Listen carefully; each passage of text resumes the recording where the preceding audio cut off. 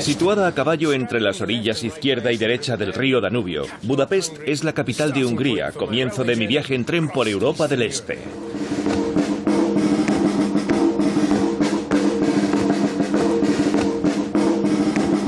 Durante la mayor parte de mi vida este es el tipo de imaginería que ha conformado mi visión de Hungría. El bloque del Este, la ocupación soviética, los desfiles militares a paso de ganso y una sociedad totalitaria. Para mí, el telón de acero de Winston Churchill era más un bloqueo mental que una división geopolítica.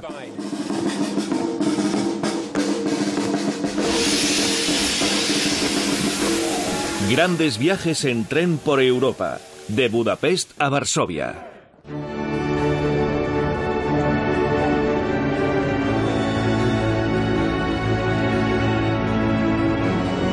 Cuando pensamos en Europa nos vienen a la cabeza las grandes potencias coloniales de antaño: Francia, Inglaterra, Alemania, Italia y España. Solemos olvidarnos de que la Europa moderna se extiende mucho más allá de esas fronteras. En los últimos 2000 años Europa ha visto formarse y disolverse imperios y reinos a lo largo y ancho del continente. Sus territorios y sus pueblos se han dividido y unificado una y otra vez, propiciando amistades históricas duraderas entre los pueblos que se han mantenido hasta hoy, como ocurrió con Hungría y Polonia. Me dispongo a viajar desde la capital de Hungría, Budapest, rumbo al norte a Polonia, pasando por Eslovaquia. Primero haré una parada en la antigua ciudad de Cracovia antes de seguir hasta la capital polaca, Varsovia. La clave para entender la ciudad es naturalmente su río.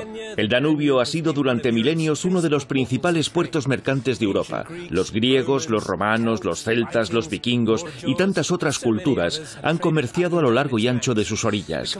Las mercancías habrán cambiado con los siglos, pero el Danubio sigue siendo una constante. Y no solo han cambiado las mercancías, sino también los pueblos y las ideas. Hasta el siglo XIX las ciudades de Buda y Pest eran entidades separadas. Siempre habían sido un punto de encuentro para los intercambios culturales entre el este y el oeste y el norte y el sur de Europa. Buda se encontró durante siglos en plena línea de frente de las guerras que enfrentaron a la alianza cristiana entre Hungría, Polonia y Austria y a los turcos otomanos. Durante 150 años la ciudad estuvo incorporada al Imperio Otomano, un legado del que aún quedan vestigios.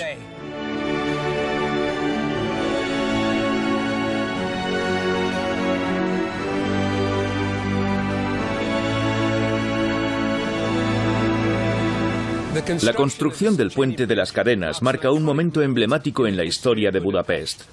Su construcción duró 10 años y se terminó en 1849 con gran pompa y boato.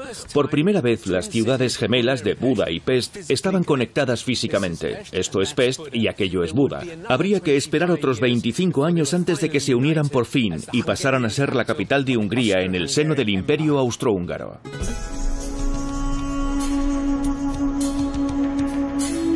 Durante el periodo que vivieron bajo el Imperio Otomano, las poblaciones locales adoptaron algunas de las aficiones de los turcos. La más llamativa de todas es la pasión por los baños públicos. Y no hay lugar mejor para comprobarlo que los baños de Széchenyi.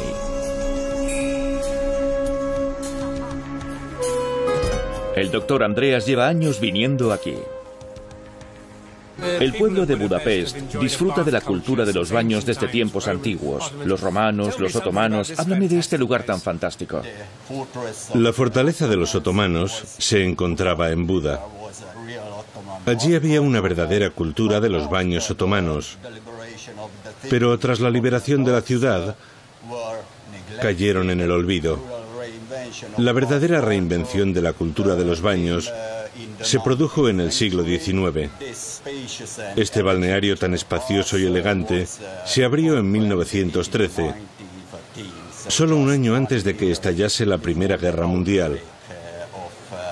Podría decirse que era el periodo de esplendor de Budapest.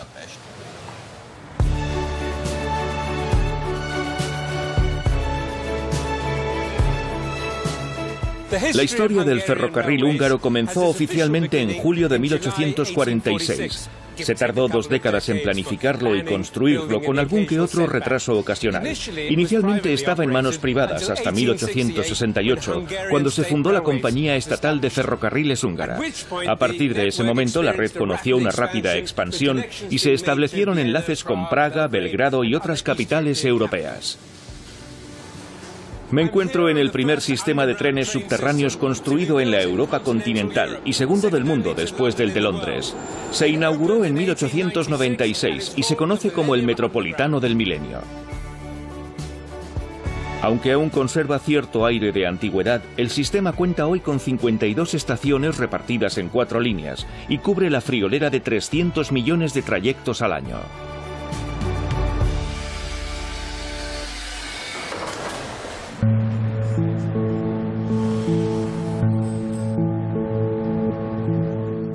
Desde comienzos del siglo XVIII hay una importante comunidad judía en Budapest, aunque nunca ha habido un gueto propiamente dicho. Se integraron en la vida local como en ninguna otra parte en Europa. Simplemente eran una minoría religiosa, entre otras. Esta es la sinagoga Dohani. Fue construida en 1854 y también se conoce como la Gran Sinagoga, probablemente porque es la más grande de Europa. Como ha ocurrido en tantos otros países de Centro Europa y Europa del Este, los judíos han desempeñado un papel fundamental en la vida y la historia de Budapest, ya sea en la industria, el arte, la música o la ciencia. Hasta la Segunda Guerra Mundial, los judíos constituían un 5% de la población de Hungría y un 23% de la de Budapest.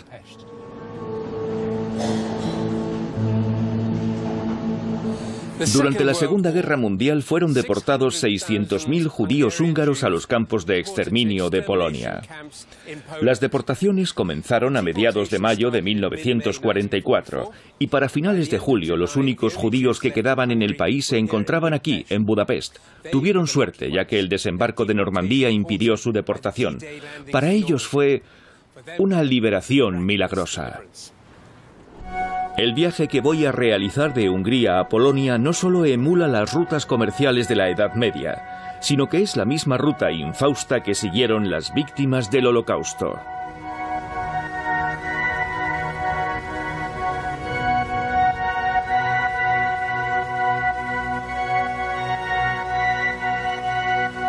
Construida entre 1881 y 1884, la estación de Budapest-Keleti pertenece al periodo de expansión de la Compañía Estatal de Ferrocarriles Húngara. Sé que es un poco un cliché referirse a las estaciones de tren como las catedrales de la revolución técnico-industrial del siglo XIX, pero la verdad es que por una vez no puedo evitar pensar que es cierto. Mi viaje comienza aquí. 11 horas. Me he traído un buen libro, Guerra y Paz. Por caprichos de los itinerarios de tren locales, este tren sale de Budapest y se dirige primero al noroeste, rumbo a Bratislava, en Eslovaquia, antes de torcer al nordeste para dirigirse a Cracovia, en Polonia.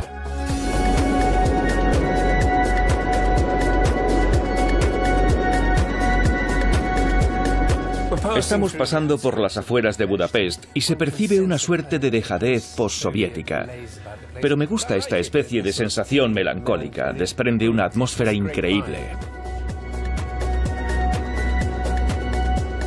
Hace rato que hemos dejado atrás Budapest y nos estamos dirigiendo a Varsovia vía Cracovia, pero es una ruta increíblemente sinuosa, ya que voy a ir primero al oeste, a Bratislava, para luego volver al este. Ríos y ferrocarriles. Los medios de transporte cambian, al igual que las mercancías, pero es asombroso que el sistema ferroviario de Europa del Este, construido en el siglo XIX, se corresponda casi con las rutas comerciales de la Edad Media.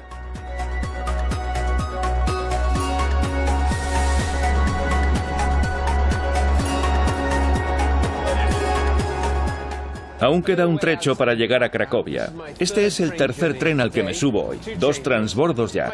Este es diferente del primero que cogí esta mañana, que era interurbano. Este es de una línea local, un tanto destartalado, pero tiene su encanto.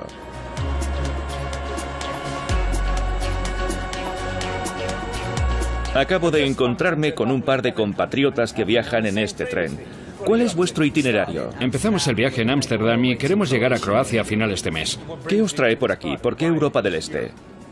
Porque es más barato que Europa Occidental. Buena razón. ¿Qué nota le pondríais a este tren? Aquí hay un arañazo de 1993 que es... ¿Ah, sí? Antes de que naciéramos. Ojalá pudiera decir lo mismo. Pero hemos viajado en trenes muy agradables.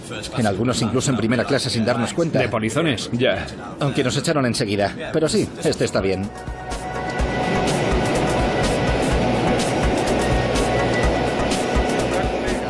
Cracovia, por fin.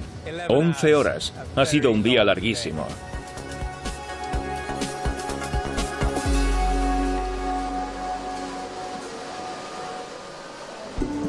Cracovia es la segunda ciudad más importante de Polonia y su fundación se remonta al siglo VII. De hecho, fue la capital polaca hasta 1569 y se suele considerar como el verdadero centro académico, cultural y artístico del país.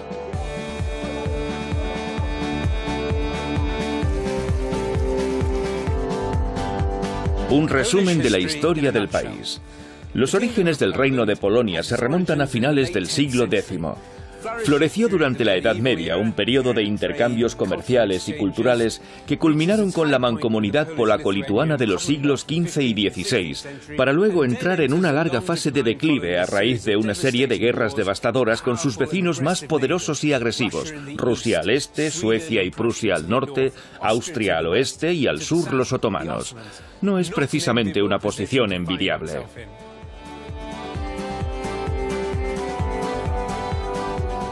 Estamos en la Lonja de los Paños, el centro de la vida comercial de Cracovia en la Edad Media. Las telas eran una mercancía importante por aquel entonces, junto con los cereales, la sal, el vino del sur, el oro y el ámbar.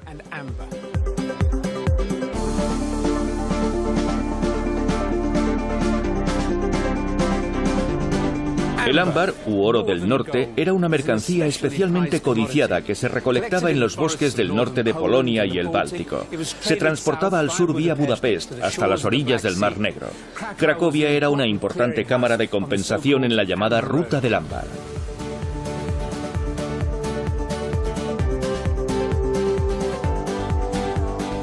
Situado en los confines del casco antiguo de Cracovia, el castillo de Wawel fue la residencia de los reyes de Polonia hasta el siglo XVII, y como todo buen castillo está asociado a una leyenda.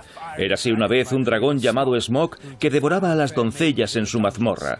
Claramente, un antepasado de Julio Iglesias. Me encuentro en el corazón del antiguo barrio judío de Cracovia, el Kazimierz. Los judíos se instalaron en Cracovia en el siglo XIV. Desempeñaron un papel importante como intermediarios en el lucrativo comercio de la sal con Hungría. En vísperas de la Segunda Guerra Mundial vivían unos 70.000 judíos en Cracovia. Solo sobrevivió un 10% a la ocupación nazi. Muchos de los que sobrevivieron le deben la vida a un solo hombre, Oskar Schindler.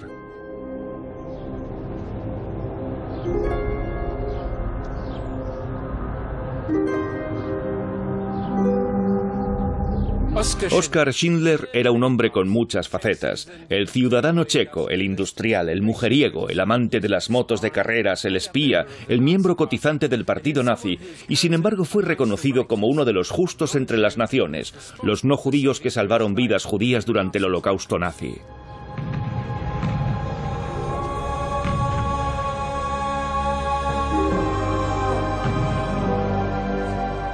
Muchos conoceréis su historia a través de la película de Steven Spielberg, La lista de Schindler, basada en una novela de Thomas Keneally.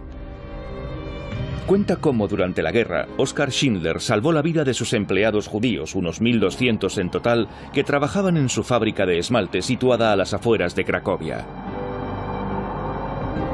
Este museo es francamente impresionante.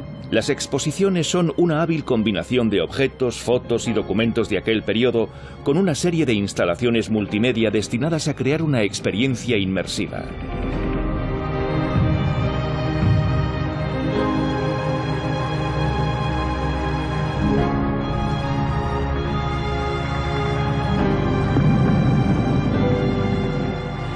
Cuando adquirió la fábrica, al poco de estallar la Segunda Guerra Mundial, parece ser que la principal motivación de Schindler era el lucro. Por eso empleó trabajadores judíos que eran más baratos que los polacos. Pero en un momento dado tomó conciencia del terrible destino de los habitantes judíos de Cracovia. Muchos de ellos habían sido desahuciados de sus casas en 1940 y hacinados en un gueto improvisado. Y luego estaban los miles de personas que fueron deportadas a los campos de trabajos forzados y a los campos de concentración. Schindler decidió hacer todo cuanto estuviera en sus manos para salvar a los trabajadores judíos que empleaba en su fábrica. Esta habitación recoge todos sus testimonios. Los expulsó y nos ofreció un té caliente. Mi hermana mayor se prestó a acompañarnos porque quería ocuparse de mis hermanos y yo. Estábamos aterrorizados.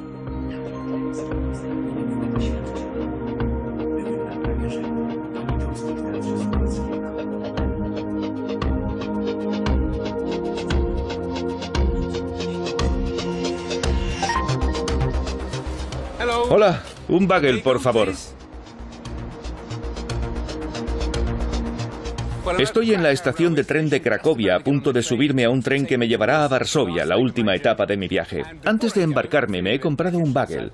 Hay una creencia popular según la cual su origen se remonta al sitio de Viena de 1683. Se supone que representa un estribo para conmemorar la victoria de los polacos frente a los otomanos, devolviendo la ciudad a los austríacos. Pero en realidad es una receta mucho más antigua, aunque originaria de Cracovia. Tengo que darme prisa, me espera el tren.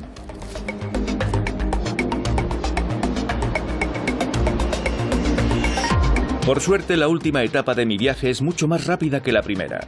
El tren de Cracovia a Varsovia tarda unas 3 horas en recorrer casi 300 kilómetros por el corazón de Polonia.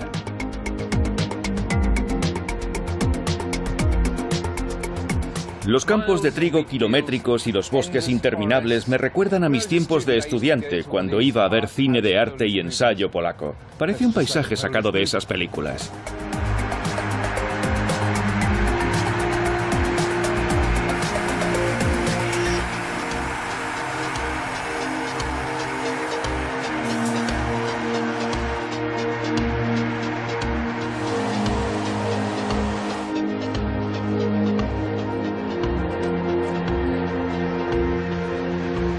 El vagón-restaurante no está nada mal. El bagel me ha dado algo de sed. Más que un estribo, yo diría que es una espuela. Nada que ver con el tren que me trajo a Cracovia, que tenía un aspecto más rústico, de tren rural, supongo. Este parece un tren interurbano. Es cómodo. Espero que el café esté bueno. ¿Cuántos años tiene tu hija? 2 y medio. 2 y medio. Se nota que le gusta la pasta. ¿Es un plato polaco típico? Sí, es muy típico de aquí. Se llama pierogi. ¿Es un plato de pasta o...? Sí, es pasta rellena. Pasta rellena, vale. Tiene una pinta deliciosa. Sí, está muy rico. Si tu hija no se acaba el plato, me lo como yo. No, me lo voy a acabar ¿Ah, sí? yo. Pues nada. ¿De dónde eres? De Varsovia. ¿De Varsovia? No sé nada de la ciudad. ¿Qué hace uno un domingo por la tarde en Varsovia? Puedes visitar un lugar llamado Łazienki. Es un parque. ¿Sí? Y hacen recitales de piano de Chopin. ¿En serio? Pues suena muy bien. ¿Y es al aire libre? ¿La gente se sienta en la hierba a escuchar? Sí, eso es. Genial. Pues es exactamente lo que me apetece hacer. Deberías ir. Sí, será maravilloso. Muchas gracias. Polonia es la economía europea que más ha crecido a lo largo de la última década. Y se nota nada más llegar a la estación de Varsovia. Fundada a principios del siglo XIII, Varsovia es la capital de Polonia, con 1.700.000 habitantes. Está situada a orillas del río Vístula, a 260 kilómetros del mar Báltico. Es el mismo río que pasa por Cracovia y en la Edad Media era un puerto mercante.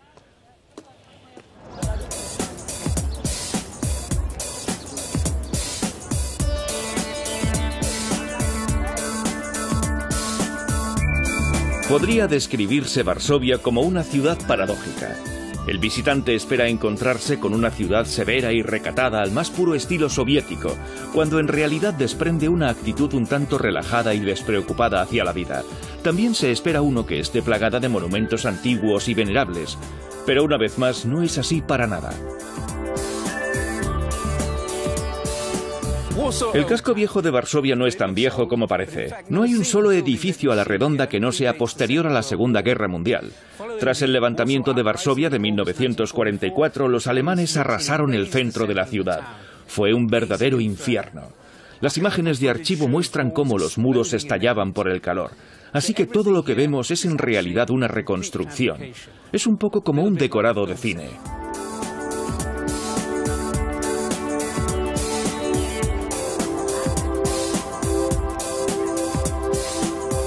No se puede contar la historia de Varsovia sin recordar la historia de sus habitantes judíos y los atroces acontecimientos que tuvieron lugar aquí hace más de 70 años. Mijael Sobiesak guía a los visitantes por la zona. Varsovia era una de las mayores comunidades judías del mundo, la segunda después de Nueva York en términos cuantitativos. En 1939, 1 de cada 3 habitantes de Varsovia era judío, con lo que había cerca de 400.000 judíos viviendo en la ciudad. Esta calle por la que estamos pasando se llama ahora Calle de los Héroes del Gueto. Antes de la guerra era la calle Nalevki y era la más concurrida del barrio judío. Había más de 700 negocios, además de varios oratorios. También pasaba un tranvía por el centro de la calle, obviamente, como puedes ver. Sí. El resto eran hileras de edificios que quedaron destruidos durante la guerra.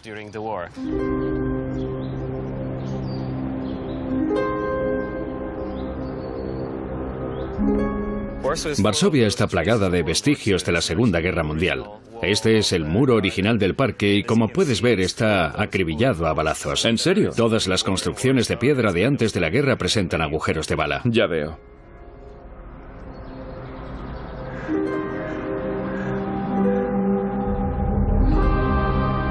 Este memorial señala el antiguo emplazamiento de los muros del gueto. Como puedes ver en el mapa, nos encontramos en esta zona.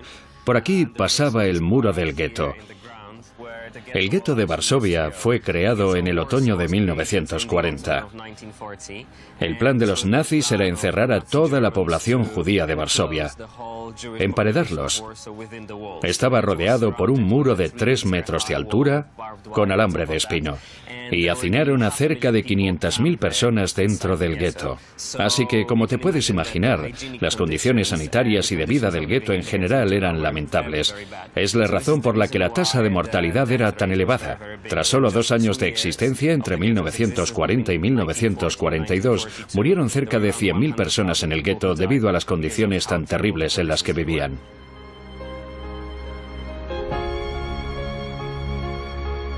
En enero de 1942, los nazis lanzaron la llamada solución final al problema judío en Europa, que consistía en mandarlos a los campos de exterminio. Y eso fue lo que ocurrió en Varsovia en el verano de 1942. Este lugar se llamaba Umschlagplatz. Era un gran espacio abierto por el que pasaban las vías del tren. En tan solo 2 meses, en 1942, juntaron aquí a 300.000 personas para enviarlas al campo de Treblinka, donde la mayoría perdió la vida. Así que es un lugar muy triste y simbólico. Muchos habitantes de Varsovia partieron de aquí para no volver. El campo de exterminio de Treblinka se encuentra a 80 kilómetros de Varsovia. Hoy alberga este recordatorio futurista y sobrecogedor que evoca los horrores inimaginables que se produjeron aquí. 17.000 piedras afiladas que representan tan solo una fracción diminuta de las 900.000 personas que fueron ejecutadas en un periodo de 4 años entre estos pinares, donde hoy reina un silencio perturbador.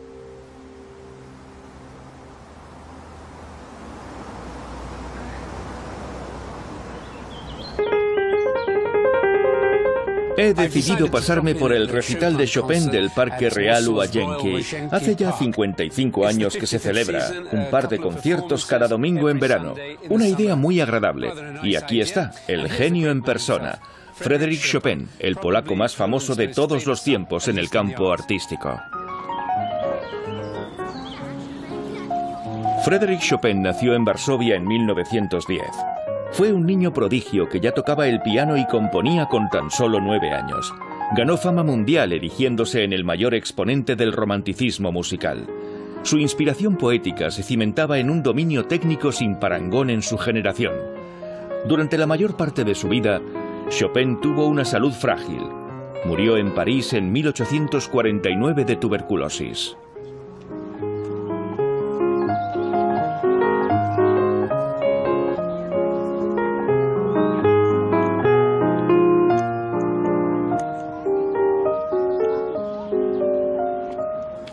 No se me ocurre mejor forma de terminar mi viaje en tren por Europa del Este que escuchando un poco de Chopin en este parque. Los trenes que me han traído a Varsovia desde Budapest siguen las antiguas rutas comerciales medievales. También es el mismo trayecto que efectuaron millones de judíos de Europa del Este durante la Segunda Guerra Mundial, un viaje del que no regresarían. Personalmente, esta experiencia me ha ayudado a situar Europa del Este en el mapa, dotando de una realidad concreta a lo que antes no era más que una serie de topónimos en los libros de historia.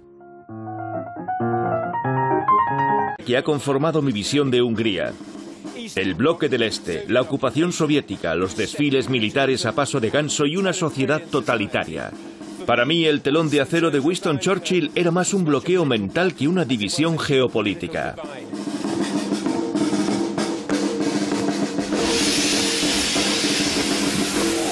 Grandes viajes en tren por Europa, de Budapest a Varsovia.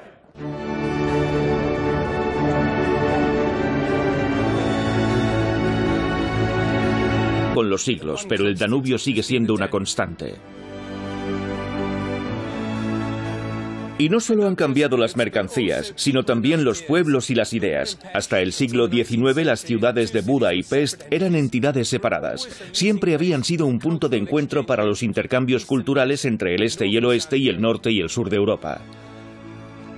Buda se encontró durante siglos en plena línea de frente de las guerras que enfrentaron a la alianza cristiana entre Hungría, Polonia y Austria y a los turcos otomanos. Durante 105 me dispongo a viajar desde la capital de Hungría, Budapest, rumbo al norte a Polonia, pasando por Eslovaquia. Primero haré una parada en la antigua ciudad de Cracovia antes de seguir hasta la capital polaca, Varsovia. La clave para entender la ciudad es naturalmente su río.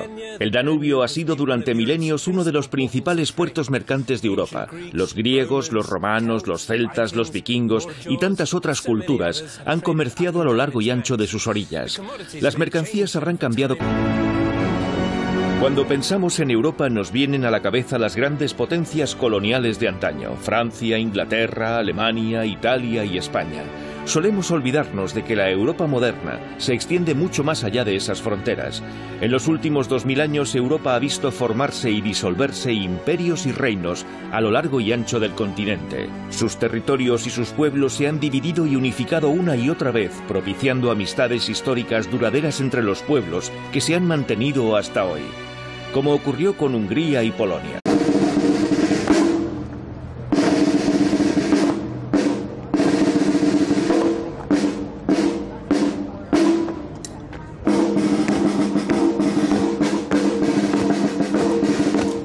Situada a caballo entre las orillas izquierda y derecha del río Danubio, Budapest es la capital de Hungría, comienzo de mi viaje en tren por Europa del Este.